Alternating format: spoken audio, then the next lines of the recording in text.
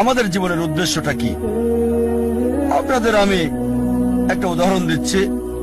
একবার একজন লোক তার প্রতিবেশীকে বলল, আপনার কুকুরটা সব সময় গাড়ি দেখলে তার পিছনে ধাওয়া করে। ভাবছি এই কুকুরটা কখনো কি গাড়িটাকে ধরতে পারবে?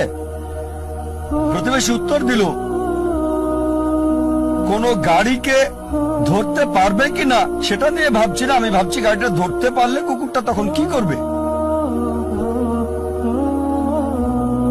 আর প্রতিবেশী কুকুরটার মালিক, সে কিন্তু বুঝতে পারছে গাড়িটাকে ধরতে পারলে সে কুকুরটা তখন কি করবে।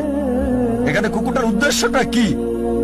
দুর্ভাগ্যজনক ভাবে আমাদের অনেকেই আমাদের জীবনটাকে এভাবেই পার করে দিচ্ছি, এই কুকুরটার মতোই। আমাদের জীবনের উদ্দেশ্যটা কি? আপনাদের আমি একটা উদাহরণ দিচ্ছি।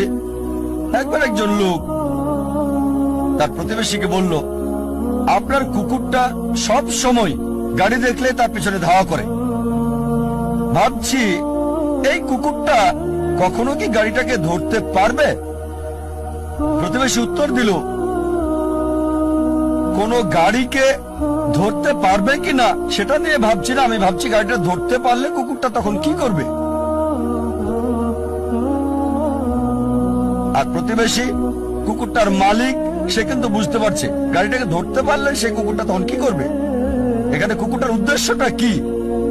দুর্ভাগ্যজনক ভাবে আমাদের অনেকেই আমাদের জীবনটাকে এভাবেই পার করে দিচ্ছি, এই কুকুরটার মতোই।